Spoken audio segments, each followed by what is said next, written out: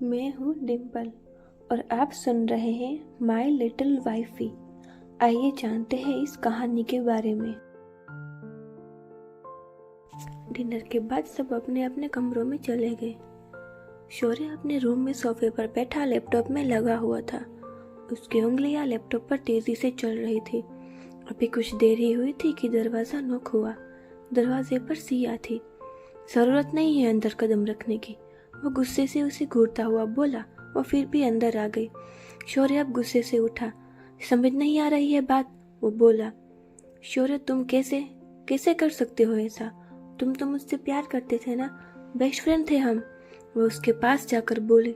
वो उसके कंधे पर हाथ रखने को हुई, लेकिन शौर्य ने उसकी कलाई पकड़ ली।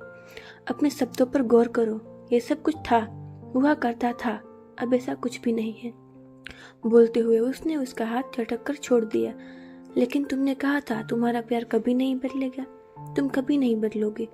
वो उसे पुरानी बातें याद कराते हुए बोली। उसकी बात पर शौर्य की मुट्ठियां कस गई। वो दांत पिसते हुए बोला, मैं कभी नहीं बदला था। You destroyed everything. तुमने ही कहा था that you never love me. बोलते हुए उसने उसकी बाह कसकर पकड़ी। उसकी बात पर वो कुछ बोलने को हुई कि शौर्य एक बार फिर बोला, नाउ इनफ एंड आरोही से दूर रहना।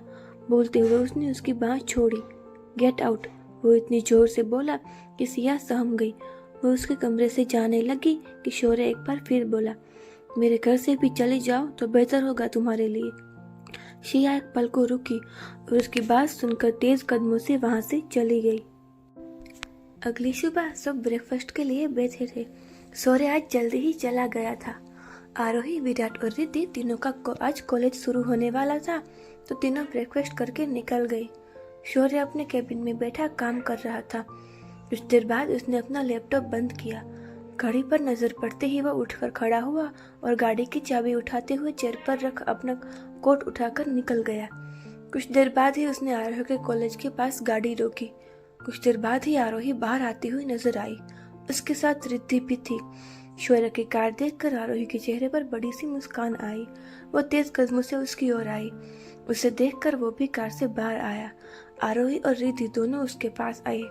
रिद्धि ने आते ही अपने भाई को हक कर लिया। शौर्य ने मुस्कुराते हुए रिद्धि के सर पर हाथ रखा। शौर्य ने आरोही को भी इशारा किया तो वो भी उसके सीने से लग गई। अरे भाई, मैं भी हूँ, विराट आता हुआ बोला। तीनों ने उसकी ओर अजीब तरह से देखा तो वो कुछ हड़बड़ा गया। क्या है यार, वो अपने बालों पर हाथ फेरते हुए बोला तो आरोही और रिद्धि दोनों हंसने लगे। विराट, तू और रिद्धि भी हमारे साथ आओ, हम मैरिज रजिस्टर के लिए ऑफिस जा रहे हैं, शौर्य बोला।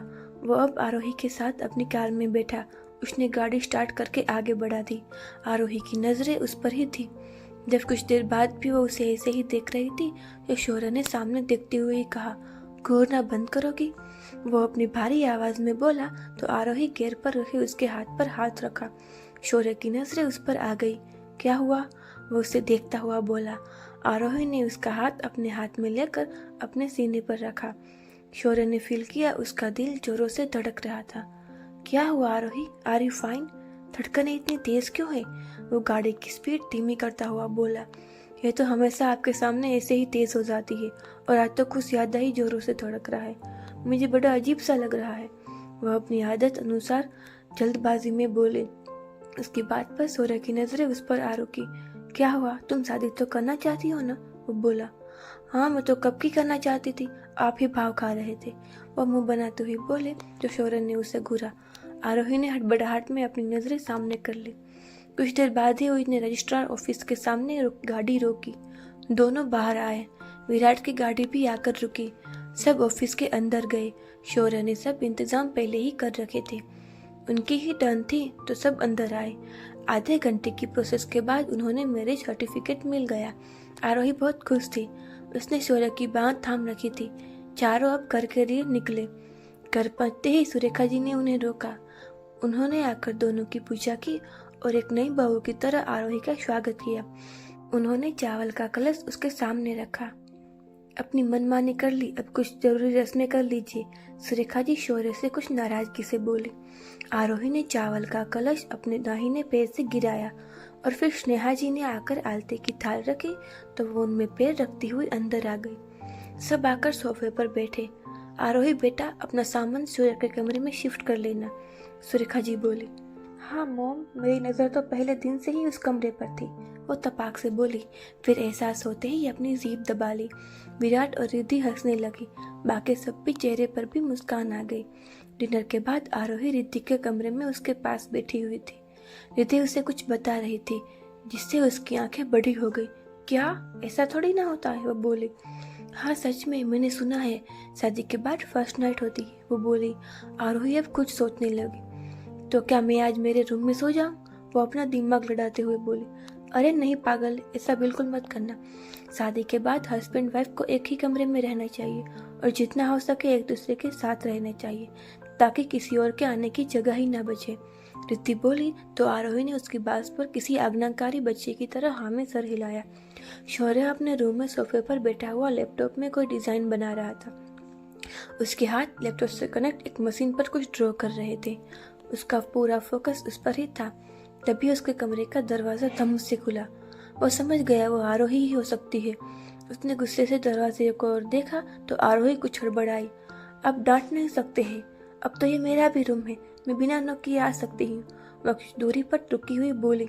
हाँ लेकिन नॉर्मल लोगों की तरह भी आया जा सकता है, वो अपनी भारी सी आवाज में बोला। तो क्या आप ये कह रहे हैं कि मैं नॉर्मल इंसान नहीं हूँ? वो उसके पास सोफे पर बैठते हुए सीरियस टोन में बोले। शौर्य ने उसने इग्नोर करके अपने काम में लग गया। जब वो कुछ नहीं बोला तो आरोही का मुंह बन गया। वो कुछ देर उसके पास ही बैठी रही, फिर मुंह बनाते हुए उठकर बालकनी में आ गई। शौर्य ने उसे एक नज़र देखा और वापस अपने काम में लग गया। हाँ, पागल आदमी, यह नहीं कि नई नवेली बीवी है तो कुछ बातें करे, कुछ गिफ्ट दे। रावण कहीं के, बात ही नहीं करूंगी मैं अब। वो सोफे पर आकर बैठती हुई अपने हाथ में ही बड़बड़ाए जा रही थी। अच्छा तो गिफ्ट चाहिए? सौरभ जो उसके पीछे आया था वो उसकी बड़बड़ाहट सुनकर दरवाजे पर ही रुक गया था। वो बोला। आरोही ने उसे एक नज़र देखा और नाराजगी सताते हुए अपनी नज़रें फेर ली। सौर्य अब आकर उसके पास बैठा तो वह उठकर अपने कमरे में चली गई। कमरे में आकर वह बेड के पास जाकर रुकी। तिरछी नजरों से पीछे देखा तो कोई नहीं था। उसे लगा कि वो कि उसके पीछे आएगा। वह पैर पटकती हुई वापस बालकनी में आई। अंदर आकर मना भी नहीं सकते हैं क्या आप? बंदा दिल रखने के लिए ही पीछे आ जाए, वो उसके सामने कमर पर हाथ रखते हुए बोली। शौर्य ने उसे खींचकर अपनी गोद में बिठाया। मैं क्यों मनाऊं, मैंने क्या किया? वो उसके बाल ठीक करते हुए कान के पीछे करते हुए बोला। उसकी बात पर आरोही का मुंह बन गया। उसने अब अपनी नजरें दूसरी ओर कर ली, साथ ही वह उसकी गोद में एडजस्ट होती हुई ठीक से बैठ गई। शौर्य के चेहरे पर मुस्कान आई। अच्छा इधर देखो, वो बोला तो आरोही ने अपने दोनों कंधों ऊपर करके मना कर दिया। अच्छा ठीक है, मत देखो फिर, वो बोला तो आरोही ने आंखें बड़े किए हुए उसे देखा। बहुत ज्यादा बुरे हैं आप, वो बोली और उठने को हुई, लेकिन शौर्य ने उसकी कमर पर अपनी पकड़ कसी। वो अब उससे छूटने के लिए कसमसाने लगी। शौर्य ने अपनी पकड़ को और कसी। लग रही है, वो बोले। आई एम सो सॉरी, बोलते हुए उसने उसकी टी शर्ट थोड़ी ऊपर करके देखा। उसके गोरे पेट पर हल्के लाल निशान थे। I am so sorry, intentionally नहीं किया, वह उसकी टी शर्ट ठीक करते हुए बोला तो आरोही ने उसके कंधे पर सर टिका लिया। दोनों खामोशी से बैठे हुए थे। शौर्य के दिमाग में कुछ चल रहा था। कुछ देर बाद उसने झुककर आरोही के चेहरे की ओर देखा। उसकी बोझिल हल्दी पलते देख उसने ठीक से उसे अपने सीने से लगा लिया। कुछ देर बाद ही उसे फील हुआ वो सो चुकी थी। वह उसे अपनी बाहों में उठाए अंदर आया, उसे बेड पर आकर लिटाया तो वह कुछ गुनगुनाई। वो उसके पास बैठा और उसके सर पर हाथ फेरने लगा। कुछ पल बाद ही वो आराम से सो गई। सौरभ ने उसके माथे को चूम लिया, फिर एक एक करके उसकी बंद पलकों को भी चूम लिया। अपनी धड़कनें तेज महसूस हुई तो एहसास हुआ वो ज्यादा कर रहा था। उसने उसे ब्लैंकेट से कवर किया और खुद आकर दूसरी साइड लेट गया। I should not go that close, वो अपने मन में बोला और आरोही को एक नज़र देकर लेप बंद करके दूसरी ओर करवट लेकर लेट गया। अगली सुबह सौर्य की नींद पहले खुली। अपने ऊपर कुछ भार महसूस हुआ। उसकी आंखें पूरी तरह से खुल चुकी थीं। आंखों में हैरानी, चेहरे पर अजीब से भाव आए। अगर आपको ये कहानी पसंद आ रही है तो चैनल को लाइक शेयर और सब्सक्राइब जरूर कीजिए।